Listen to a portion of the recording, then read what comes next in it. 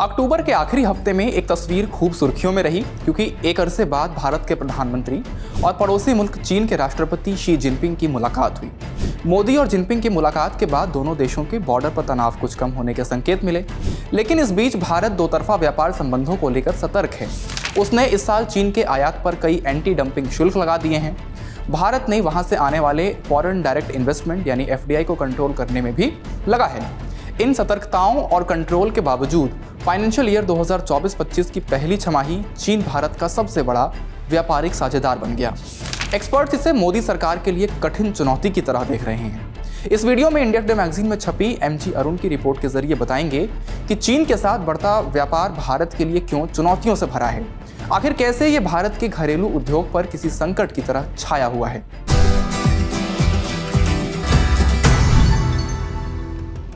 नमस्ते, मेरा नाम धनंजय है और आप देख रहे हैं इंडिया टुडे हिंदी। 2020 में लद्दाख के गलवान में बॉर्डर पर भारत और चीन के बीच तनाव की स्थिति देखने को मिली। इसके बाद से राष्ट्रीय हितों का हवाला देते हुए नरेंद्र मोदी सरकार ने चीन से आने वाले FDI को कंट्रोल किया, साथ ही वहां से इंपोर्ट पर कई एंटी डंपिंग शुल्क भी लगा दिए। पहले आप समझिए कि एंटी डंपिंग शुल्क क्या होता है। अंतर्राष्ट्रीय व्यापार में डंपिंग उसे कहा जाता है जब कोई देश या निर्माता किसी प्रोडक्ट को इंपोर्ट करने वाले देश में उसके डोमेस्टिक मार्केट में सामान्य कीमत से कम पर बेचता है। ऐसी स्थिति के लिए वर्ल्ड ट्रेड ऑर्गेनाइजेशन यानी WTO की व्यवस्था के तहत कोई देश इंपोर्टेड प्रोडक्ट पर एंटी डंपिंग शुल्क तब लगा सकता है जब यह साबित हो जाए कि उन सस्ते प्रोडक्ट्स की वजह से घरेलू उत्पादकों को नुकसान हो रहा है।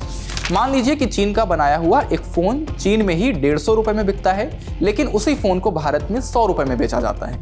ऐसी स्थिति में भारत उस फोन पर एंटी डंपिंग शुल्क लगा सकता है। भारत में घरेलू उद्योग ministry of commerce and industry के तहत director general of anti dumping and allied duties में जांच के लिए अप्लाई कर सकते हैं। 2023 में भारत ने विदेश से आयात पर ऐसी 45 जांच शुरू की और 14 मामलों में शुल्क लगाया। उससे ये अमेरिका के बाद एंटी डंपिंग का दूसरा सबसे बड़ा उपयोगकर्ता बन गया। इस साल जनवरी और सितंबर के बीच भारत ने 34 और जांच शुरू की, उनमें से 15 चीन से इंपोर्ट को लेकर है। गलवान झड़प के बाद से भारत ने चीन से आने वाले इन्वेस्टमेंट पर कई बैन लगाए हैं और कई मोबाइल ऐप को बैन किया। फिर भी चीन ने भारत में अपना प्रोडक्ट भेजना बंद नहीं किया। फाइनेंशियल ईयर 2025 के पहले 6 महीनों में यानी इस साल अप्रैल से सितंबर महीने तक भारत में चीन का एक्सपोर्ट 11.5% बढ़कर $50 अरब यानी 4.26 लाख करोड़ रुपए से 56.3 अरब यानी 4.74 लाख करोड़ रुपए हो गया। वहीं भारत ने चीन में जो एक्सपोर्ट किया वो 7.6 अरब से घटकर 6.9 अरब रह गया।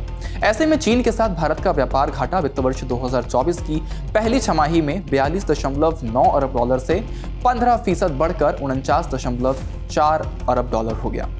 सवाल है कि आखिर चीन से इंपोर्ट में इतना उछाल क्यों दिख रहा है। एक्सपर्ट्स इसकी 4 वजहें गिनाते हैं। पहली वजह मजबूत अर्थव्यवस्था में भारतीय इंडस्ट्रीज की ओर से डिमांड में बढ़ोतरी। दूसरी वजह चीन में ओवर कैपेसिटी वाली इंडस्ट्रीज की वजह से प्रोडक्ट ज्यादा तैयार हो रहे हैं और अपनी इकोनॉमी को दुरुस्त करने के लिए चीन के लिए एक्सपोर्ट करना जरूरी है। तीसरी वजह अमेरिका के नेतृत्व में कई देश चीन पर ऊंचे शुल्क लगा रहे हैं, ऐसे में उसे भारत जैसे वैकल्पिक बाजारों की जरूरत है।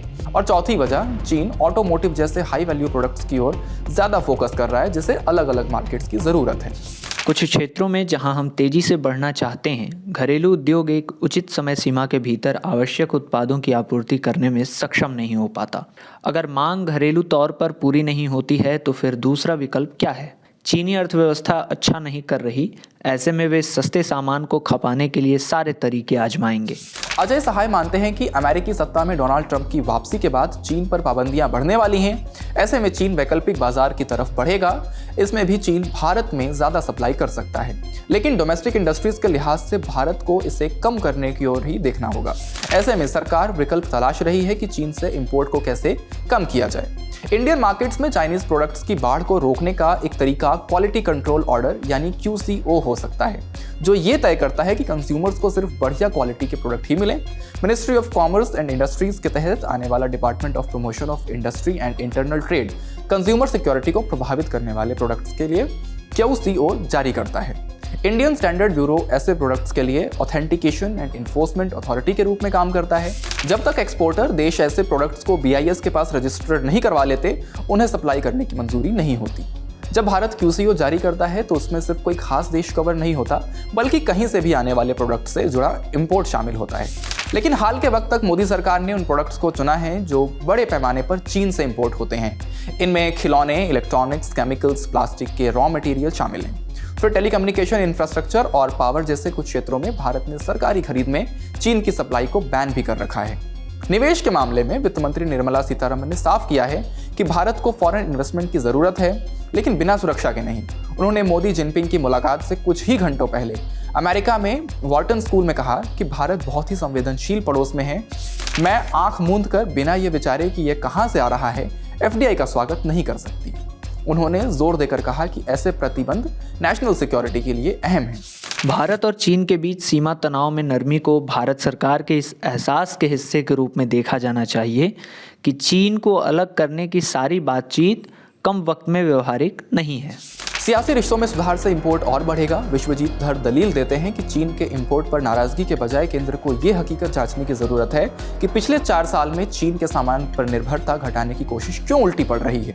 वे कहते हैं कि वो भी तब जब भारत दुनिया में एंटी डंपिंग शुल्कों का सबसे अधिक इस्तेमाल करने वालों में से एक है, जिनमें से ज्यादातर चीन के इंपोर्ट के खिलाफ लगाई गई हैं। इस जमीनी सच्चाई को देखते हुए कम से कम अगले कुछ सालों के लिए भारत को बायलैटरल ट्रेड में चीन के प्रभुत्व के साथ रहना पड़ेगा। इस वीडियो में फिलहाल इतना ही।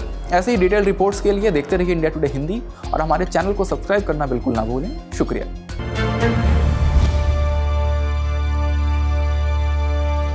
इसी तरह की तसल्ली से भरी हुई एक्सक्लूसिव रिपोर्ट्स देखने के लिए सब्सक्राइब करें इंडिया टुडे हिंदी का यूट्यूब चैनल और बेल आइकन जरूर प्रेस करें ताकि वीडियो अपलोड होते ही आपको खबर हो जाए।